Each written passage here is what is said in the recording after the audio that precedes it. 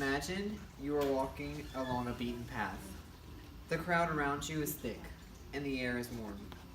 Many of the people around you are looking at a certain person. He is adorned in multiple shawls and robes, and there's a large object in his head wrapped in cloth. People lay rugs in front of his feet for him to walk on, causing everyone around him to walk extremely slowly.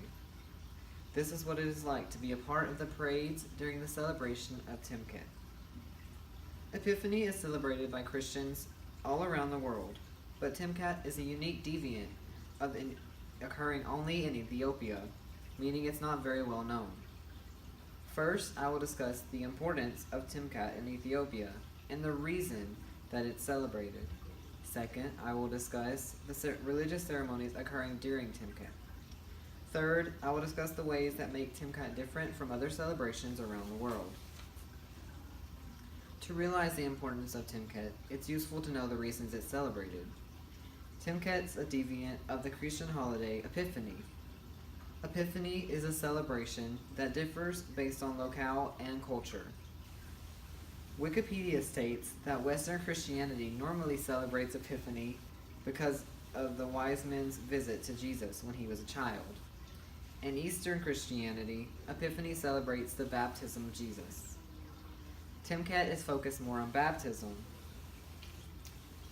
Fun fact, Timkat's actually a literal translation of the word baptism. Timkat is a major step in an Ethiopian Christian's life. Not everyone gets to participate in all of Timkat, and it is very honoring to be a part of the ceremonies. Timkat is also a time for Christians to renew their baptismal vows. And now that I've discussed what makes Timkat so important to Ethiopian Christians, it will be appropriate to discuss the ceremonies that take place during the celebration. Timkat begins on January 19th and lasts for roughly 3 days. Festivities at Gondar begin with small ceremonies in 8 different churches. 8 parades from each church make their way to the city square. After they meet, the parade travels to the Fasilidad's baths. Salamta magazine says, this procession usually takes an enormous amount of time because the high priests cannot walk on the ground. Instead, they walk on rugs laid under their feet by others.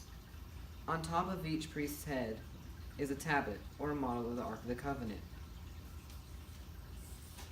This is the Fasilidad's bath. This is where the water will be allowed to let in on the day of the festivities, and this is where the priests will walk with the tablet on their head. And here is a tabat, which is their representation of the Ark of the Covenant. The tablet is not allowed to be gazed on during the procession. After the party arrives at the baths, which is usually around nighttime, they are made to wait outside until the morning. Priests and actual practitioners of the faith will stay outside all night under candlelight, whereas tourists are welcome to leave and stay in hotels.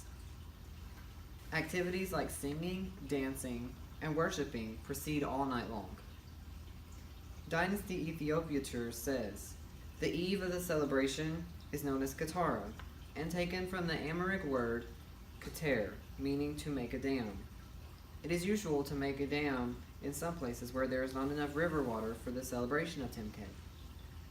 At roughly 4 a.m., the celebration moves on, and people are admitted to the baths. They wait for a while, and then there is a telling of the story of Jesus' birth. Finally, at the apex of the celebration, a high priest takes out a tablet and dips it in the water of the baths. Immediately after, people jump in,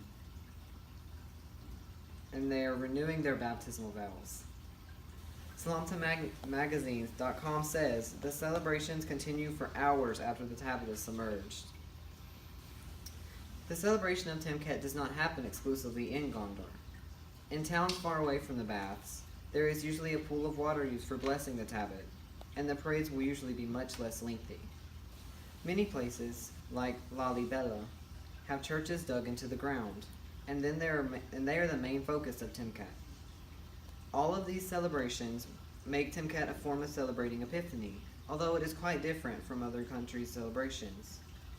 Since Timkat is an Eastern celebration of Epiphany, The religion does not celebrate for exactly the same reason. Epiphany in the West mainly focuses on Jesus' birth, while Timcat is translated as baptism. Wikipedia states that Epiphany means manifestation. Epiphany is such a large celebration that it even has its own season, known as Epiphanetic. During Epiphany, ceremonies appearing in the Divine Liturgy, the book of ceremonies written by priests and scholars, are one of the most renowned would be the celebration of the Lord's Supper. Epiphany is generally thought of as a Catholic holiday, but it is actually a branch and is almost celebrated in almost every country of the world where Christians reside. Each of these countries have their own way of celebrating, but most, if not all, celebrate Epiphany because of the wise men visiting Jesus, not because of baptism.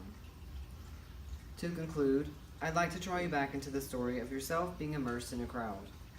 The story doesn't seem as strange to you now that you understand the reasoning behind the practices. It is important for us to be knowledgeable about other cultures and their celebrations, so that we may be appreciative of them and maybe even participate in them.